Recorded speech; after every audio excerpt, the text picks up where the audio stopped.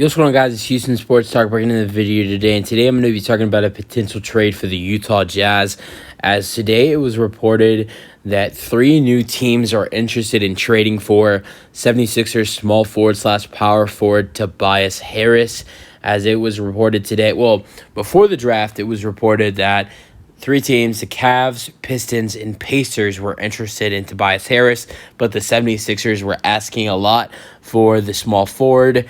And now, today, it was reported by Bleacher Report and The Athletic that there are now 3 new teams that are interested in Tobias Harris. The Utah Jazz, of course, the Phoenix Suns, and the Dallas Mavericks. So there are now 6 teams that are interested in trading for Tobias Harris. And maybe there is potentially 5, because another report that was brought out maybe could feel like the Cavs are not interested in Tobias Harris anymore, because there was this ridiculous report that the Sixers offered the Cavs Tobias Harris for Jared Allen, Evan Mobley, and a draft pick, which that is just laughable. It's ridiculous. It is crazy. I can go on for days talking about how bad of a trade that is for the Cavs, and how much of a stupid offer that is by Daryl Morey and the Sixers. I mean, nice try, but and no GM would ever say yes to that trade. On the other side of the end, Evan Mobley is a young star. Jared Allen has been an all-star before with the Cavs, and not only that, had a good season last year and a draft pick for a guy who has one of the worst contracts in the NBA and is an expiring deal. Yes, Tobias Harris did good, averaged 15 points per game this season, and honestly would probably do way better on the Cavaliers. Honestly, if you add him in with Darius Garland and Donovan Mitchell, he'd probably score way more on the Cavaliers, because or you could probably add him into any of these 6 teams that are, well, I think the only team that he would be, doing the same kind of thing as the Dallas Mavericks, but you could add him to any of the teams that are interested in him besides the Mavericks. I think he's gonna score way more and be more productive on offense for his new potential team. Besides Dallas, I think Dallas is a little different because Dallas has Kyrie and Luka to score. But I think all the other teams that are interested in him, he would definitely be able to score way more. I think this year he averaged 14.7 points per game. I think on a new team where Joel Embiid, Tyrese Maxey, and James Harden aren't, where Tobias Harris is honestly not the 4th option. I think Tobias Harris would play way better, but at the same time, he's still an expiring contract, and he still has a $40 million contract, and In my opinion, I think that's for an expiring deal. It could be a rental, and I'm going to talk about what a potential trade I could potentially see going down to land the Utah Jazz Tobias Harris. So I don't know how Jazz fans will feel about this, but me reading that the 76ers wanted Evan Mobley, Jared Allen, and a draft pick for Tobias Harris means they're going to want a lot from another team as well. So here's a trade I have going down between the Jazz and the Sixers to land the Jazz Tobias Harris. Now, the Sixers would get Jordan Clarkson, who averaged 20.8 points per game this season, and Kelly Olynyk, who averaged 12 and 6 this season, and then also 2 second-round picks, a 2026 second-round pick via Memphis, and a 2029 second-round pick that belongs to Utah.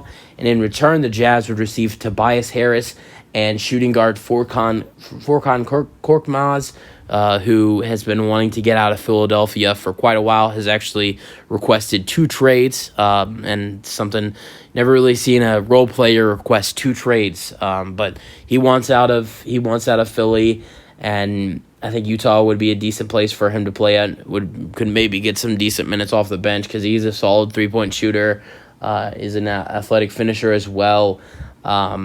So I think Korkmaz, I think the Jazz, he would be not only would he be a salary filler or just an additional piece going to the Jazz, but I think he would also be decent for the Jazz. So Korkmaz and Tobias Harris for Jordan Clarkson, Kelly Olynyk, and 2 second-round picks. I know Clarkson and Olynyk were both good for the Jazz this season, but the Jazz want to move on from Kelly Olynyk, and then Jordan Clarkson.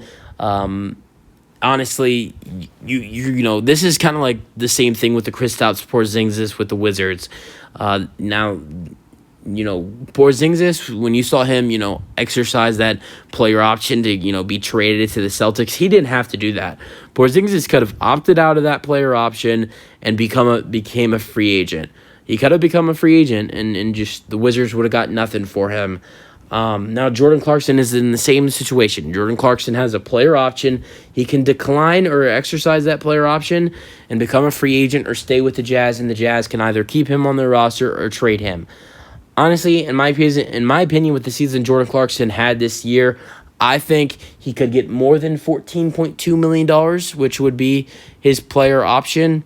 So in that case, he would most likely decline his player option. Jordan Clarkson was great. He had multiple 40-point performances. I think he might have had a 50-point performance one time as well. I could be wrong. Averaged 20.8 points per game, was just killer for the Jazz. You know, throughout the first half of the season when the Jazz were like really good, he was amazing for the Jazz, and he could make more than $14 million in free agency, in my opinion. And if they can get him to exercise that player option to get a trade done to send Tobias Harris to the Jazz, that would be good for the Jazz. They're not losing Jordan Clarkson out for nothing. Not only that, Kelly Olynyk is a free agent. Kelly Olynyk is a free agent in 2024. Jordan Clarkson can be a free agent in 2023. So it's not that bad of a trade for the Jazz. I mean, yes, you're getting rid of Jordan Clarkson and Kelly Olynyk, who were two good players for you last season. And I know Tobias is a free agent next summer as well. But Jordan Clarkson could be a free agent now, and Kelly Olynyk's going to be a free agent next summer. And you want to move him. You want to move him now. They want to move Kelly Olynyk so Walker Kessler can take over that 5 position, and you know. Walker Kessler will have that control. Will have the control and will be the starting 5 next season. I honestly think this is not that bad of a trade for Philadelphia. I mean, not a bad trade for Utah. It's not that bad of a trade for Philadelphia either. Jordan Clarkson had an outstanding 22-23 season. Olynyk would be a really nice backup big, good 3-point shooter as well. 2 second-round picks with Clarkson and Olynyk. They get rid of Korkmaz's $5.3 million contract, and they get rid of the complaining from Korkmaz of trying to get out of Philadelphia. They get rid of Tobias Harris's contract, but although they do all that, they have 2 new expiring contracts with Jordan Clarkson and Kelly Olynyk. I don't know if Philly would want to do that and potentially lose out on both of those guys the next free agency in 2024, because Clarkson would if Clarkson exercises that $14.2 million option to get this trade completed, he's going to be a free agent in 2024. So will Kelly Olynyk. So who knows if the Sixers would do this deal. You guys have your thoughts on the potential trade. That's it for the video. Hope you guys enjoyed, and peace out.